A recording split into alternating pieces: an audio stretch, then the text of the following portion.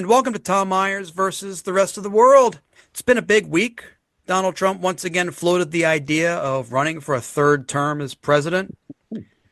I think I'm not alone in saying the only thing I want to see him do 3 times is be on the receiving end of a prison gangbang. Donald Trump is how a young child diagnosed as a potential serial killer kid imagines a president is supposed to behave. I mean, Trump has already brought on Kristi Noem, who killed a pet, as his cabinet. Like, he pretty much firebombs other countries, takes shots, shoots tear gas at protesters. If the rumors about him shitting himself are true, then according to the trifecta, we're really fucked. Federal court after federal court has blocked Donald Trump's executive orders. Trump hasn't had this many things blocked since his colon after eating too many meals from McDonald's. It must get to the point where when he takes a dump, his asshole must fire with the same velocity as one of those t-shirt cannons. Donald Trump's executive orders are basically like the drawings your child makes for you. You say, "Good job!" You hang them on your fridge, but you quietly look at them and go, "What the fuck is this shit?" At the time of recording, New Jersey Senator Cory Booker is on the floor of the Senate filibustering to save Medicare and Social Security. To be fair to the Trump administration, their plan to make Social Security solvent involves eliminating health benefits and workplace safety so that people will die before they can collect their benefits. Vice President J.D. Vance and his wife went to Greenland and did a photo op, far away from the locals, on a military base and surrounded by a giant security wall. This was an alternative to the request of the locals who wanted the Vances to appear in public in a soundproof box so they could throw flaming bags of shit at them. The original plan was for Usha Vance to go alone, but with this administration's policies, there would be no guarantee that on a return, her flight wouldn't accidentally get her deported. Former linebacker Terrell Suggs was sentenced to 100 hours of community service for the charge of showing his weapon during an argument. That's a little harsh. I mean, to be fair, after playing in Baltimore for 16 seasons, you learn from the locals that flashing a gun is simply known as conflict resolution. It really does show how contemptible people find our city. Something like this gets reported on the news and the media's normal reaction is, "Oh, he played for Baltimore, of course." I mean, it is a normal reaction for a city that considers heroin one of the 4 major food groups. I have to say, for legal reasons, that's not true. We think of it as a dessert. And now on with the show. Joining me to discuss the week's big topics are Chipp Jones, Polite Kitty, Nicole Blessing, and Davin Rosenblatt. Yay! Hey, Tom. Hey. Oh, what's everyone been up to this week? Just for accuracy, it's not actually a filibuster. So it's just a speech on the Senate floor.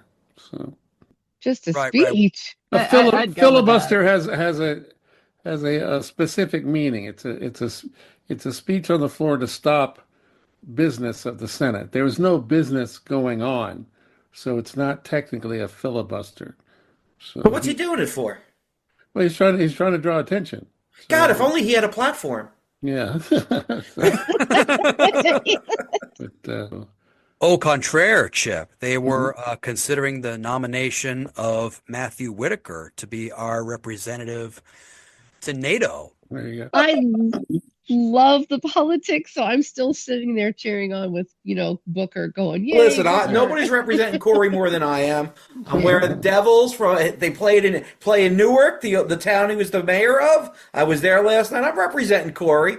But, this isn't really accomplishing anything. I mean, it's impressive to stand that long. You really, like, whoever shoes he's wearing, whatever brand, like, they need to give him, like, free shoes, and that's the commercial he should get. It's, I got Reeboks, and I don't want to stand for more than 20 minutes. But he's like wearing some nice dress shoes. They should. I think they're Skechers. Are they? The old people stepping?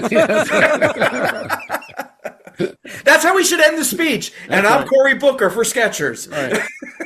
Right. I'm laughing, but I have 4 pairs of Skechers now. Yeah. So Really? I bought them. See, that's the thing. too. If Skechers' marketing department had been on it, they would have had people there who could have swapped them out. Like NASCAR, they would come up with fresh shoes. Every 6 hours or so. So The like United is States are Skechers now like the step that like the shoe you get right before you like just give up and get orthopedic shoes? Is that where we are with this? Well, they have Skechers pants now that I don't know how those work, where you just slip into them. I don't know what They actually have they have a group of young teens who put them on you. So they're still testing it. So we'll see how it works. And for once, I'm not making a creepy comment on this show. So thanks for taking the heat off of me, Davin. You're welcome, Tom. That's what I'm here for. and I took hiatus from my own show, Davin's Den, because you won't plug it, so I could be a creep on your show. In the future, we'll all get dressed like Iron Man, where our clothes just get on us. We won't have to. I like that. I want to be Iron Man. That's Would what it be the she same said. if I want them off? They can just slide right off. That's right. Are you flirting with me, egg girl? Are you flirting again, Miss Polite Kitty? Because people are going to run to our Instagrams just to check out what's going on. That's I right. know, right? Elon Musk says the Wisconsin State Supreme Court election, which occurred the day this episode was recorded, will help determine the fate of Western civilization. By Western civilization, of course, he means pasty white guys with severe personality disorders. And as a side note, being a pasty white guy with a personality disorder, I take offense at being lumped in with Elon Musk. The idea of wealth is a foreign concept, as with me being a Marylander, our idea of a wealthy individual is someone who has a lot of Old Bay seasoning left over in their cabinet, even though it may have been in there for years. I really believe that Elon Musk's heart is in the right place, and by the right place I mean ultra-right. And in Elon's heart, that right place is Germany in 1933. Musk's policy of slash and burn to cut various government agencies is fitting, as slash and burn is also the result of his various rocket launches. Another one of Elon Musk's goals is to send people to Mars, but with his rockets exploding the way they do, he can land his passengers on several planets at the same time. And thanks to Elon Musk, we're living in a new reality where we are playing a game like Final Fantasy or Fallout and the system glitched, sucking us into a vortex where, somehow, we are taking on the role of our grandparents and fighting Nazis in 2025. So, basically, Elon Musk is pretty much like running the country. I mean, he's sort of a co-president now to Donald Trump, it seems. Like, we hardly ever hear about J.D. Vance unless something big happens, like he's yelling at the president of Ukraine, or he's just setting up a softball photo op in Greenland at this point. He thought we would all continue to say that he was a genius. He was never a genius. You don't think he's a smart guy in some No, respects? I think he I do. has a lot of money and has hired PR teams to make him look like, I don't know, passable for human. No, I think he has a certain skill set, and he's very talented in that skill set. But he wanted more, and that's what happens. They get so narcissistic. They want more. They need, just being brilliant and respected isn't enough. They want the attention. It all started when he bought, X. He wanted more attention. Mm-hmm. And he knows he can't be president because there's only one African president in this country, and his name is Obama. So we can't have a second African president. So he figured he'll buy himself a presidency. He's a South African national. He could never be elected president. He was exactly. not That's what I'm born into saying. the country. That's why he bought himself Trump, because he knows Trump is transactional. So he didn't used to like Trump, so he bought himself Trump, and Trump's like, sure, just keep the money coming, whatever you want. And he wants more subsidies and tax breaks, and it's really interesting times. Yep. I mean, what Musk just sold his own company X to himself. Yeah. Yeah, for less that than, so he could take a tax deduction for it. Yeah. He does it all the time. Just like, in what was it, 2021, I think he was, touted as the biggest philanthropist because he gave a $5.6 billion donation Well, the donation was actually to the Musk Foundation, his own foundation. Gosh. Yeah, I've seen reports like I never heard that he was the biggest philanthropist in any year, but I have seen articles where like everything he's ever done for charity benefits him in Right. some way. Like he did that in Texas too, Yeah. I guess. Yeah. So that year, well, he started the foundation in 2020 by donating the seed money of $7 billion to the Musk Foundation, which netted him a $2 billion tax write-off.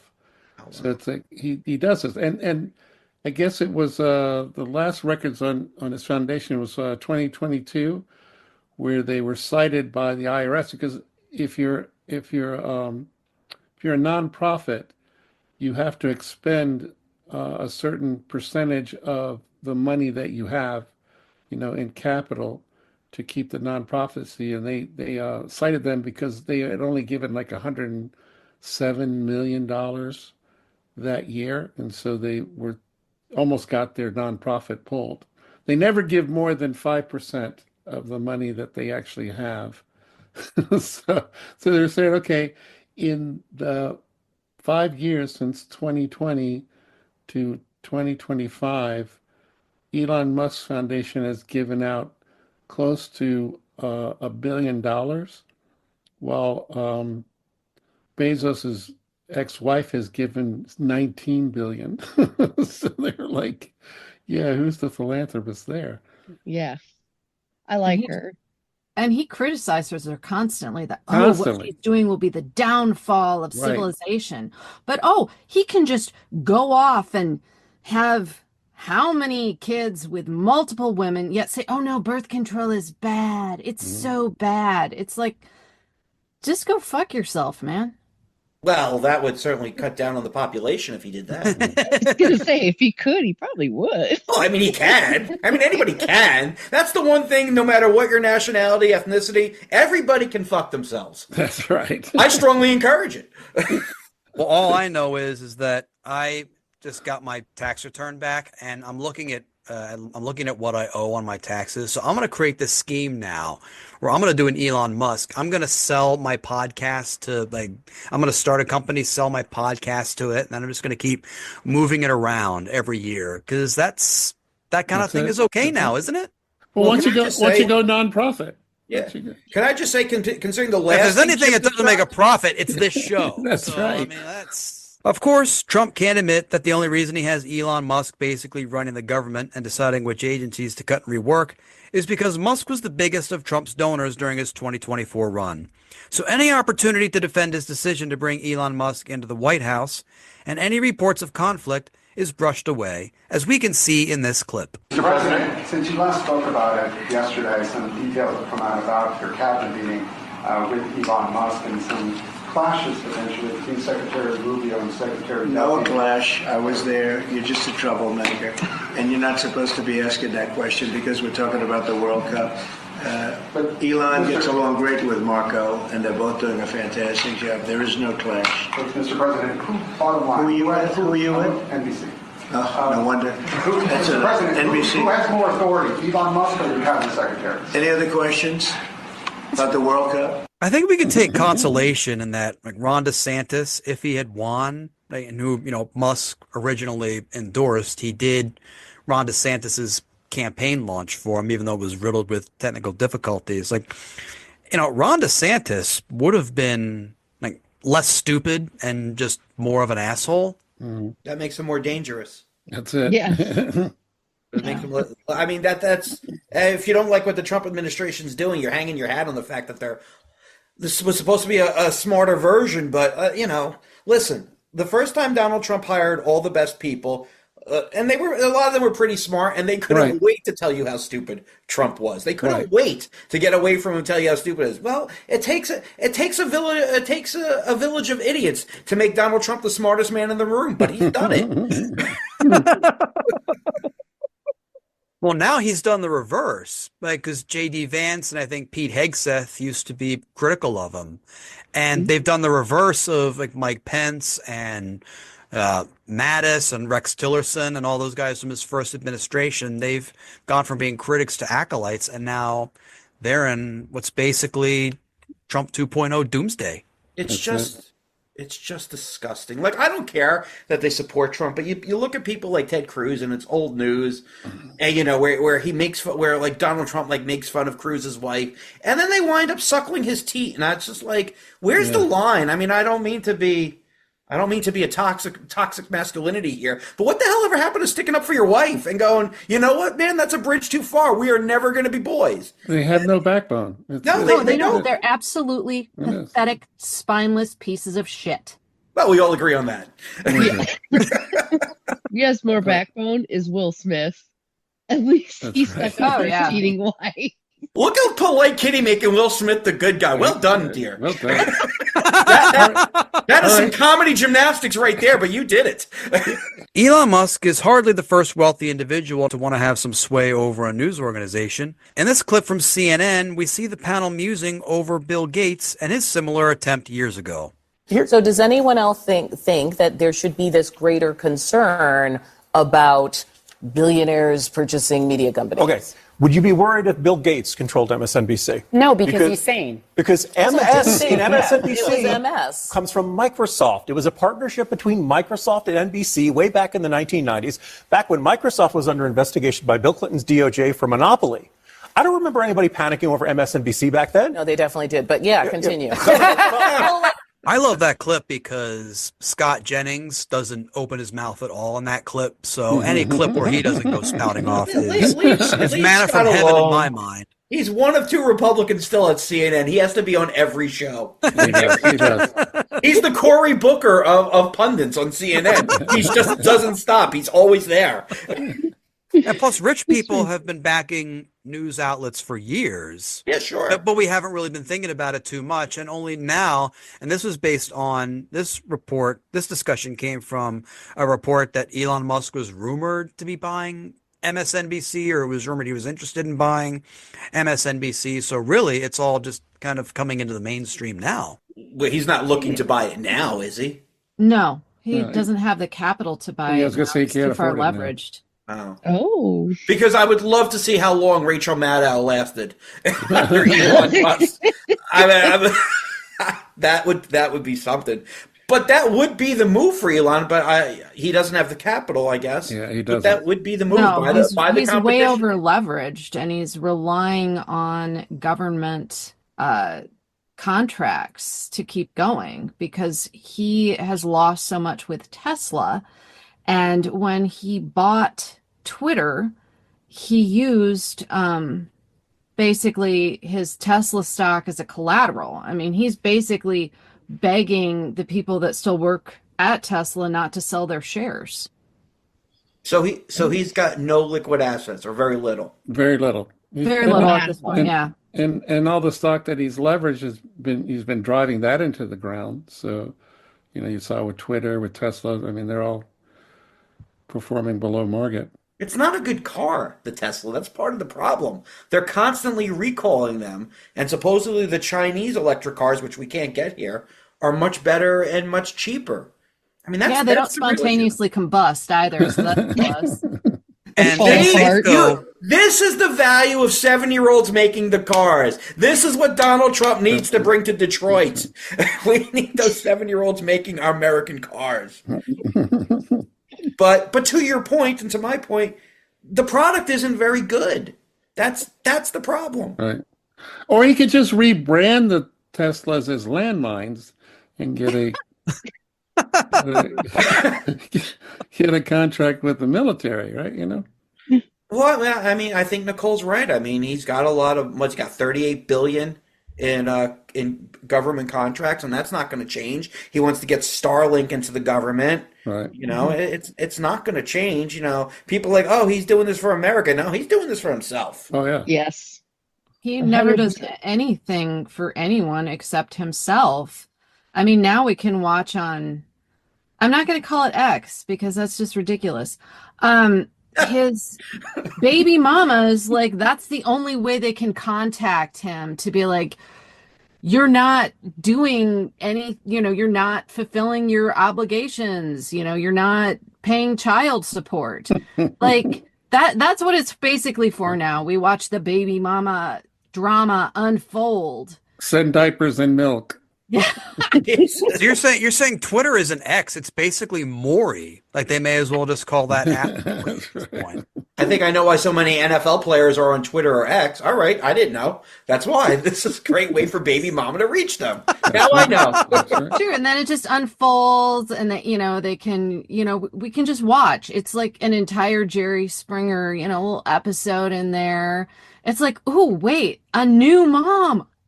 Wait, is this a thing Is this a thing where they're having these conversations in the public? Yes, because he will not respond any other way. That's crazy. That's true. Yeah, I saw that. The singer, the Canadian singer Grimes, she posted on there like, I didn't want to have to do this. Like you're exploiting our child. There's health problems. You're not responding any other way. North Carolina Congresswoman Virginia Foxx is hesitant about holding town halls because she says she doesn't like her constituents yelling at her. To be fair, she is 81, an age where she could be startled and drop dead if someone cuts a loud fart. Of course, she may not want to do any town halls because of reactions like this one from a fellow Republican colleague, California's Jay Obernolte. My question to you as a member of Congress, which holds the purse. That's right. Is what are you going to do about Elon to stop the cuts? How do you feel about a unelected, non-confirmed?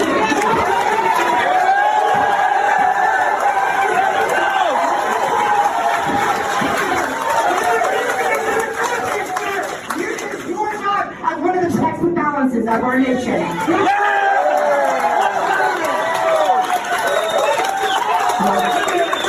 Great question, and I'm glad you asked it. Okay? Great question, and I'm glad you asked it. Okay? Answer it. And I am very glad that someone is looking at all of the waste.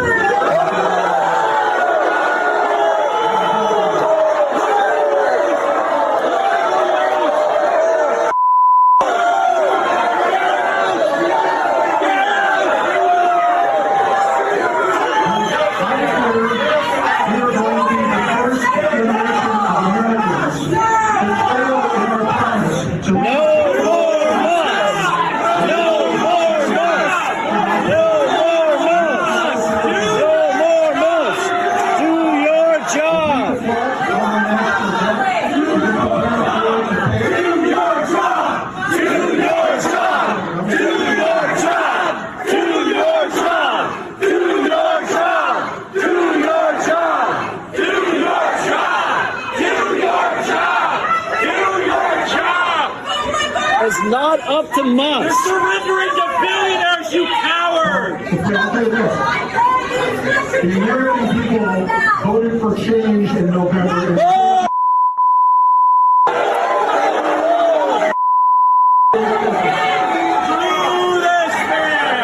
I have to say, like, I've had a lot of shows go tits up, but none were ever that bad. Let me interrupt you right there, Tom. I'm watching this. It did remind me of our tour together. So I did get a little misty-eyed. I'm like, wow, I didn't know nobody filmed those shows. Especially the part with the do your jobs. Like, wow, that takes back memories. and there was like a clip, like there was something like where it sounded like a man came, and it like happened twice. Like, oh, like. How are we not stopping there? Like, that should be the end of the meeting. Everybody should be turning around and looking at that guy like, whoa, God, no, wrong meeting, guy. Wrong meeting. What are you doing? I like the guy who was casually drinking his coffee. He was the human Kermit the Frog meme, with the teacup. With the teacup, right. It's none of my business. That's right. That's all right. Let's give the guy credit for showing up, because most of these representatives aren't showing up. So you know what? It was rough, but he stayed there. He answered questions. He did what he's supposed to do. Now, you would like to think he would do what his constituents want him to do, but that's crazy talk. So at least let's give him partial credit for showing up in attendance. That's right. Wow. My standards are very low. They have to be at this point. They really do. Have you thought about running for office? Have you? I did do a show many years ago when I was making fun of W. Bush somewhere in the middle of nowhere, and the audience started chanting that I should run for office. I'm actually not allowed to run for office, and I've said a lot of terrible things on my radio show that I wouldn't run from. I go, yeah, I said it, but I don't know if that works. Well, the bar for like holding the presidency is very, very low, so you might have a shot. Yes, I do have a shot, and then I can commit any crime I want. That's it. If the axiom great minds think alike is true, then it has to be the case that minds as complex and analytical as Elon Musk also think similarly, as we can see in this interview with an Elon Musk acolyte on Inauguration Day. And I'm actually here with a Trump supporter who is coming from Long Island in New York. Why have you come today? Because the mighty Don, I came to the last inauguration. He's going to save this country from destruction. We're going to have a good economy. It's going to be cheaper. It's going to be cheaper, and it's going to be lit. What are you most looking forward to in his second term? I'm looking forward to the mighty Elon Musk, saving this country, and mighty Don, the economy getting better. We're gonna get rid of waste because the Democrats, they just waste and they throw they throw everything away, their money away, letting people just come right in. They're look what they did in California. They destroyed it. That fires just because these libs, they just want to mess up the country. Have you got a message for President Trump? Yeah. You're amazing. I love you. You're a hero. You saved my country. I went to the last inauguration. I came here, and thank you for saving my country from destruction. So I'm trying to live in a good country that's prosperous. And we're trying to get this country. We're going to get two countries. We're buying Canada and Mexico. It's going to be the Republic of Cum. What? Wait, the Republic of what? Well, here's what I think happened. I think that reporter did so much day drinking before he did that interview, so that guy to him actually made a lot of sense. That's right. I am very happy to see what Ram Man from Masters of the Universe is doing now. It's been about 30, 40 years since I've seen him, so this is very exciting. I'm glad I could witness this. Thank you, Tom, for bringing that into my life. No, these people saying the mighty Musk, he's so brilliant. He doesn't understand legacy code. He does not understand COBOL. He doesn't understand sentence structure. I mean, you've heard him talk. Which makes you not understand COBOL, because COBOL is basically are you guys familiar with COBOL? Yes. No. I guess I'm voting for Musk now. It's a program language. COBOL I know is that. not like modern coding languages. It is not object oriented. It's so a lot of the old stuff is on it, right? Yes, because it's solid. It worked. My first job out of college, I worked in COBOL at a financial institution. So the little fetuses that he has brought in to go through all this stuff and change it, they don't understand how it works because it's not object oriented, which they know. And I know they think they can do anything and they're cocky as fuck, because I used to be one of them. I did. Out of college, I did some bad things. But anyway. Hold on. Don't gloss over that. Tom, let's go long tonight. I want to get down into this. What bad things did you do, Nicole? I've signed NDAs. I can't say. Anyway. Oh, damn it. I don't want to get sued this late in the game. How did you get that from Ram Man? How did you focus and have such a salient focus point after seeing that little guy babble on? I'm impressed. How did you? I have an IQ of 198. So. Oh, damn. Tom, you didn't tell me you can have somebody on the show with 3 times the IQ of me. This is not what I signed up for. But Man, the jokes on this. And on that note, that's our show. I want to thank Chipp Jones, Polite Kitty, Nicole Blessing, and Davin Rosenblatt. Yay! Thank you, Tom. Thank you. You should really thank Elon too.